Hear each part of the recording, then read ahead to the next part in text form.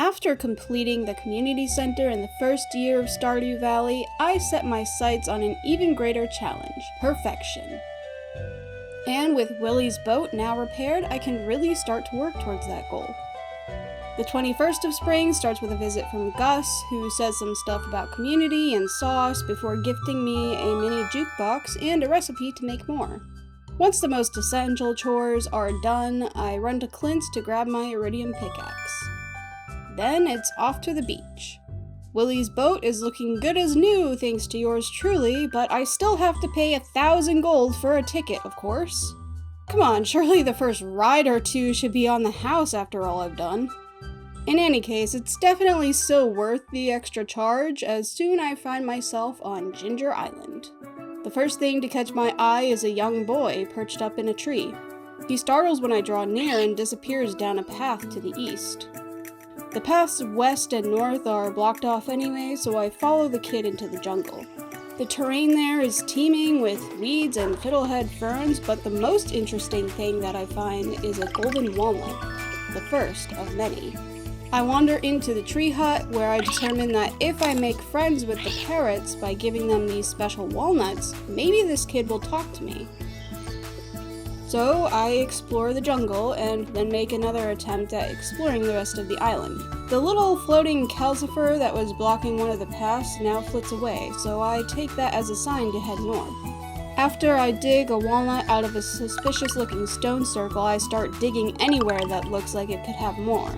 I'm interested to find a large tent along the path, but when I step inside, no one's home. A broken bridge blocks the area west of the tent, so I continue north. Calcifer is waiting for me at the entrance to what appears to be a live volcano. It disappears inside and I follow behind, only to find out that I need my watering can in order to proceed. So I head back to the dock where I catch a lionfish. Then I warp home, finishing the day with 4 walnuts found. On the 22nd, I stop by the special orders board and accept Gunther's Fragments of the Past quest, before getting right back on the boat, this time with my watering can.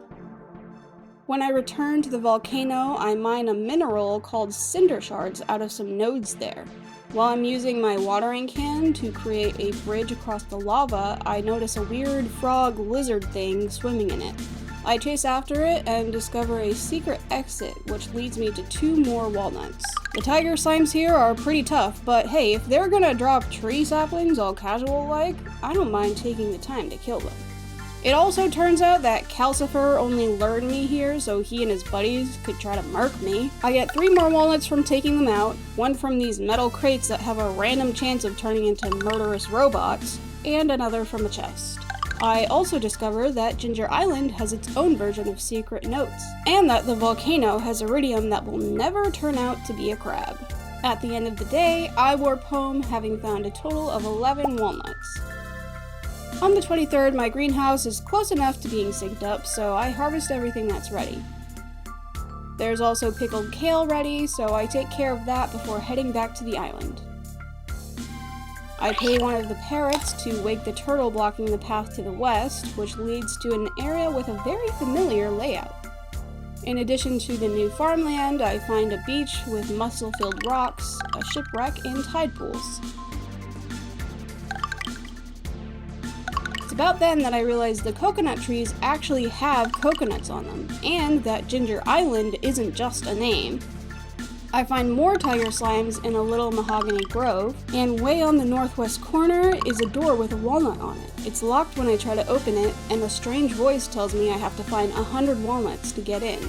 As I wander back down the western beach, I come across a lady named Birdie, who hands me an old war memento and asks me to bring something to remind her of her late husband.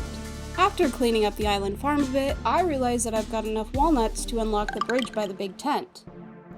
I find a dig site on the other side, as well as a cave entrance that has been blocked off by a wall of rocks. Cries for help are coming from inside, but even my iridium pickaxe can't break through. Unfortunately, it's way too late in the day to try and gather materials for a bomb, so I just warp home. Hopefully the guy in the cave can hold out for another day or 2, or 18, because the next day is the flower dance. Last year's flower dance was so uneventful I didn't even show it in the video, but this year is a little different. I buy the exclusive crafting recipe and rare crow from Pierre, then I partner up with Sebastian to participate in Pelican Town's version of Midsommar.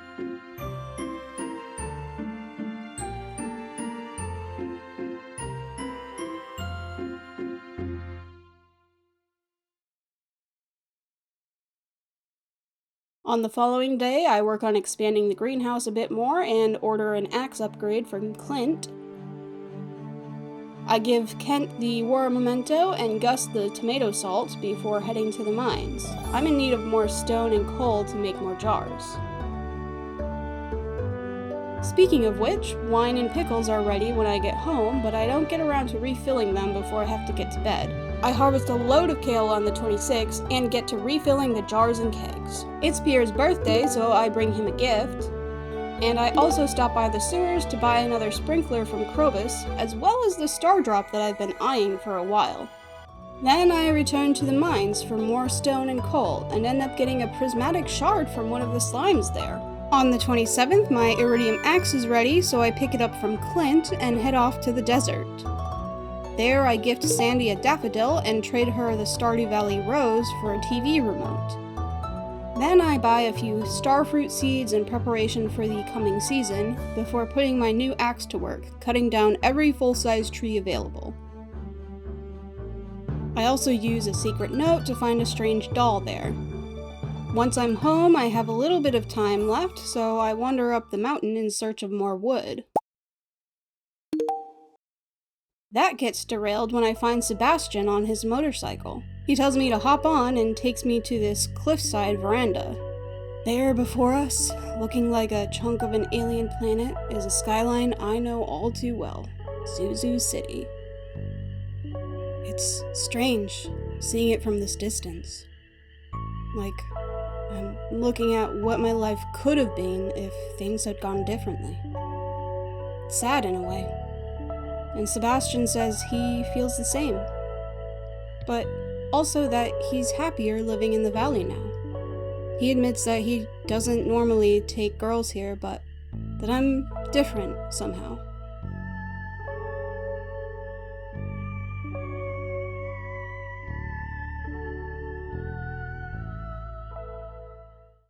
The last day of this season brings a few last-minute harvests, as well as some catching up on farm chores.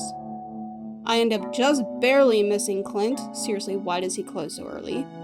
And make a few donations to the museum. I stop by the Molnar residence, where Evelyn gives me her cookie recipe, and George trades me an Arctic shard for the TV remote. I bring the shard to the wizard, who gives me a worm in return, which could only be suitable for Willy. Willy gives me a pirate's locket, which is definitely what Birdie is looking for since her husband was a pirate. I don't have time to give it to her though, as the season officially comes to a close.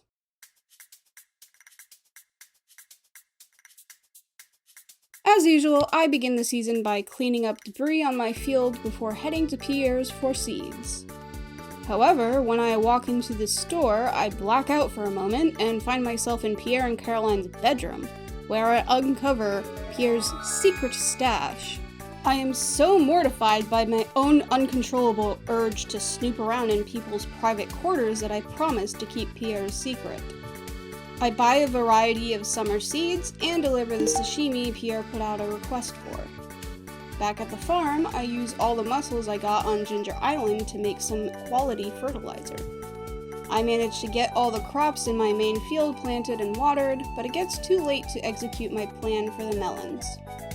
So the next morning, I get them planted around an iridium sprinkler in a separate area. I think what I'm trying to do here is go for a giant melon, which of course has zero chance of working unless I add another iridium sprinkler. Later that day, I head into town to check the special orders board and accept Gus's famous omelet quest. On the 3rd, I put some ancient fruits into the seed maker and make the decision to move my tree sap operation to a different location. On my way up the mountain, I spot Linus enjoying the water that is now cleaner thanks to my trash gathering efforts. I stop by Robin's to rearrange some buildings and order a new shed. Then I run into town to have a few geodes processed and donate some things to the museum.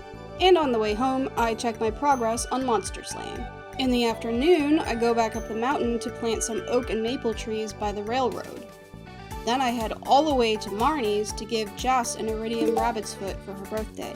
There's wine ready when I get back to the farm, and since I'm planning on moving my kegs to the new shed, I hold off on refilling them. I'm heading down to the forest for some wood chopping when I run into Shane. He talks about some existential stuff that apparently gets to me as I willingly drink the beer he gave me, and I flippin' hate beer. In any case, I finish off the night by chopping wood while I'm tipsy, which is probably not the wisest of choices, and by making more preserves jars. Summer 5 begins with a mass crafting of chests, so I can begin storing away what some might call an unnecessary amount of items. I head into the sewers to buy my weekly iridium sprinkler, but I find myself in the middle of a squabble between Krobus and the dwarf from the mine. Eventually, the wizard shows up and makes them promise to quit fighting for the sake of the humans living around them, and I get my sprinkler. My new shed is also done, so when I get home, I move all of my kegs into it. On the 6th, I make more jars and farm stone in the mines. Radishes are ready for harvest on the 7th, and so are some more ancient fruits in the greenhouse. Don't worry, I'll get them all to sync up eventually. I go to Robin's to buy a few crafting recipes, move some buildings around, and order a 3rd and final shed. When I get home, I craft some samples of the paths I got the recipes for, so I can decide on which ones to use on the farm. On the 8th, I put the seed makers to work again and bring Gus a birthday gift. The Fragments of the Past quest is back on the special orders board this week, so I accept it. To make up for sort of forgetting about it last time, I head right to the mines to hunt for skeletons, as well as dust sprites and slimes on the frozen castle levels. Pickled kale is ready the next day, so I take care of that before heading to the saloon to drop off the eggs for Gus's omelet thing. Hopefully he doesn't mind there being void eggs in the mix. When I stop by the clinic to make a delivery, Harvey decides it's time for my checkup. I visit Krobus and deliver a frozen tear to Elliot before heading back to the mines for more skeleton slaying. And apparently Wellington is capable of parthenogenesis because she gives birth that night, despite being the only cow in my barn. On the 10th, Gus sends me a mini fridge in the mail, which will be helpful for storing all of the cooking ingredients I'm going to need. Up on the mountain, I give Maru a birthday gift and order an upgrade for one of my sheds. Then it's back to skeleton slaying. The next day is the luau, so I take a break from my numerous responsibilities to join in on the festivities. I chat with everyone and put some of my Gold Star cheese in the soup, and apparently the governor is a cheese fan. That evening, I have more pickled kale to ship off, so I at least make a little bit of money that night. On summer 12, my hops are ready for harvest, and this is when I realize that I have planted them in a rather stupid orientation. I get my weekly iridium sprinkler from Krobus, then head into the mines. There I end up finishing the Monster Slayer goal for skeletons, but I'm still in need of more bone fragments. And that's when I remember the dig site, and oh yeah, that guy is still trapped in that cave, isn't he? So the next day I finally make my way back to where this episode started. Ginger Island. I find a secret path that leads to a walnut that was previously taunting me, then make my way up to the dig site. I free the person who introduces himself as Professor Snail from the cave. Apparently he's been surviving off the mushrooms that grow in there. He tells me I should stop by his field office, which is inside the big tent. Before I get to that, I take to breaking the bone-filled rocks at the dig site, which easily gets me to the 100 bone fragments I need for Gunther's quest. In the process, I come into the possession of a few bones that are new, but are apparently not of interest to Gunther. I end up giving them to Professor Snail instead, and see that he has spots for quite a few more.